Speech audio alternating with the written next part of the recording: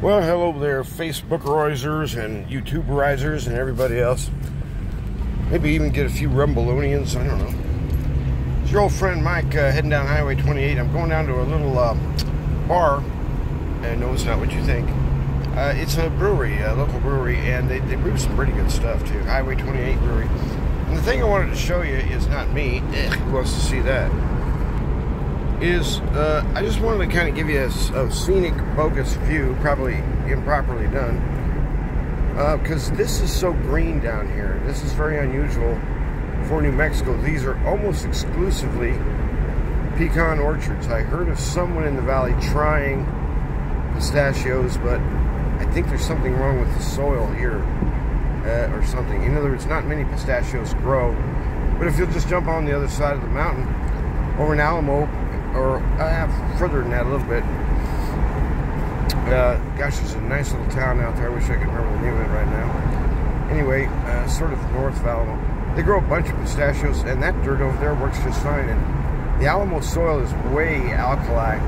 Now, our dirt around here in the Cruces area is almost exclusively sand. But this stuff down here is different. This is the old, before mankind came along and built dams and levees and levee roads and all that stuff. This is part of the ancient floodplain of the Rio during high tide, so to speak, when the snow melts come up north. And so the Rio used to overflow. In fact, an interesting little story is, I read it in history. I wish I could remember the name. It's a wonderful history book. And they said that the Spaniards, when they came through here, I think it was in the 1600s when they started really kind of making, in terms of commerce and, you know, inroads, financial and stuff, you know, settlements. They tried bridging the Rio down further south here, down by El Paso, I believe, in a 340-year period or something like that. They tried bridging it 3 times or 4 with log lumber kind of work. And I don't know that any pictures exist of those ancient dams, but every one of them washed away come the next springtime. So this floodplain is probably about probably a mile wide, and they're really using it up. I mean, there's a lot of ag down here because it's like this little green ribbon.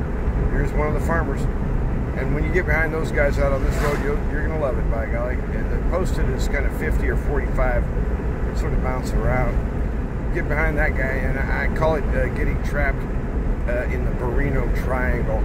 You know, there you are, you're trying to get around a guy, and it clearly says no passing, and the yellow stiff line is on your side, and you know you can make it, but then you think, is John Law anywhere nearby? But anyway, what I wanted to catch a hold of is this is really very unusual for this area, and that's one of the reasons I like coming.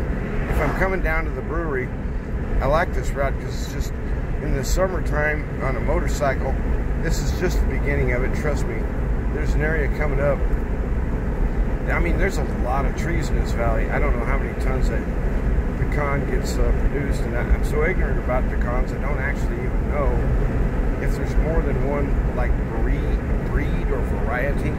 Some of these pecan farmer outfits, I mean, that they're millionaires, I mean, and they ought to be. It's a very valuable crop, and they do take a good job. I mean, they do a good job of taking care of the property. They groom it, they maintain it. Of course, they irrigate it because they have to. And boy, them trees, they just drink that stuff up. But the soil down here is kind of weird.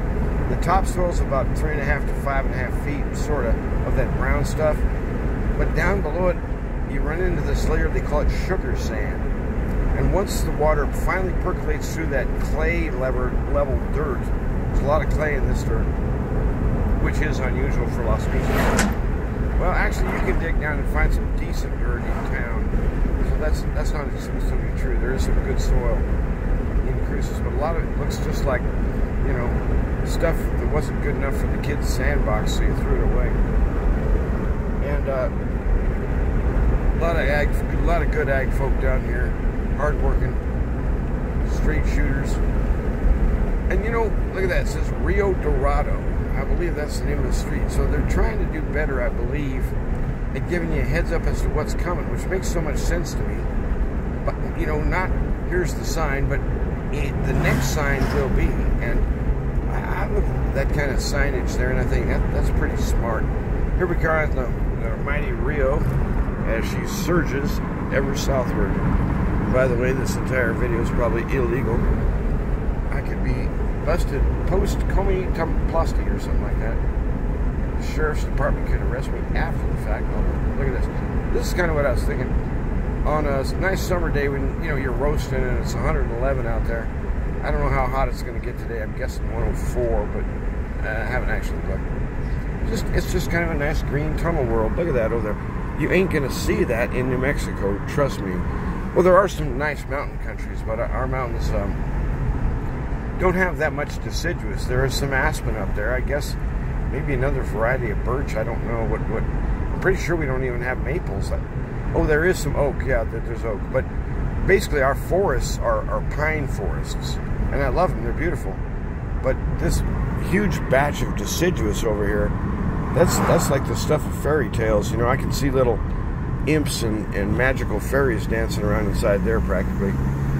And it's just, it has a strong pull on you. It's almost like a memory that just you can't quite locate why you remember it or something. When you look into all that green alleyway with the sunlight, there's stories that are written about that kind of stuff. You know, a good author, a good storyteller can have stories that are told in a forest with the lighting and the shade. If they do it right, it's a very compelling writing. Because this has a strong pull on us. Human beings. When I was a little kid, my sister Polly said, well, Mike, you're a human being too, at one point. Because I didn't know what it meant. I was just a little kid. I was probably 3.5 or 4. I actually remember this. And I considered my sister to be briefly insane. She was 8 years older, so she must have been 11, I guess. I thought my poor sister Polly had gone off a rocker, you know, like bring him the straitjacket. I thought what she said was, Mike, you're a human being, like B-E-A-N, you know, like Frijoles. Holy Frijoles, Ma, you made me a bean? That's weird. But anyhow, this is just such a nice drive down here. So anyway, getting back to the bar, the brewery, they just want to do a little bit of a plumbing edition of the company I work with and for, Las Cruces Plumbing and Gas. We did a remodel down here, and I had a lot to do with that in terms of just there was a lot of strange hookups that I wasn't used to, and frankly, almost nobody else was. Thank goodness they had a specialist who came in on how to hook up plumbing in a brewery. I mean, there's a lot of stuff. Plus, there was HVAC stuff that got involved, and had to completely reroute and redo the electrical in there and bring it up to some huge monster service box back there. And when you're on a motorcycle out here, I haven't done it since the 80s, but when you're on a motorcycle on a day like this, you just come to appreciate the shade so much. And it does a kind of a funny thing to your eyes. If you'll look straight ahead, but pay attention to your peripheral vision, it's like the universe is winking in and out, or someone's signaling, perhaps. You know how someone's waving to your side, and you pick it up in your peripheral. At first, the waving hand doesn't mean anything, and then all of a sudden, you catch a signal. And so I'm always trying to figure out how to decode what are the leaves telling us this time.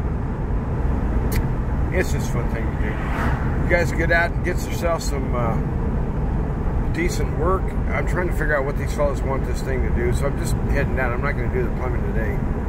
I just want to take a look at it and see, why are we even doing this? I mean, why don't you just hook this up yourself? It looks so simple that it's like you don't need the advice or assistance of a plumber.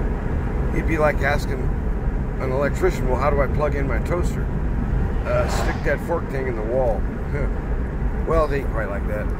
Anyhow, you guys, I'm going to invert. Ooh, there I am. I'm going to keep rolling. Down here's a couple of little settlements, San Miguel, La Mesa, and probably I'm forgetting one. But anyway, they're okay to look at, but they're just slowpoke areas. And the problem is John Law likes to hang around there. And I'd rather not be caught filming, if you know what I'm talking about. I do not adore the idea of paying a ticket for doing what I'm doing. So technically, I'm not. I'm sitting in a parking lot. You know better. So go out and have some fun today, and find something you can work on. Try to make something a little better. You know, you're not going to fix the world. And you're certainly not going to fix yourself entirely overnight. In fact, there's another who comes in. He fixes, but he helps you to participate. He makes you want to try. He makes you want to go ahead and take the risk and make new friends and allow people to attach themselves to you because they depend on you and they look up to you. You're that kind of person, so relax in it and know that's where you were called to. You guys flourish and ride high, ride to win, and all that other motivational stuff.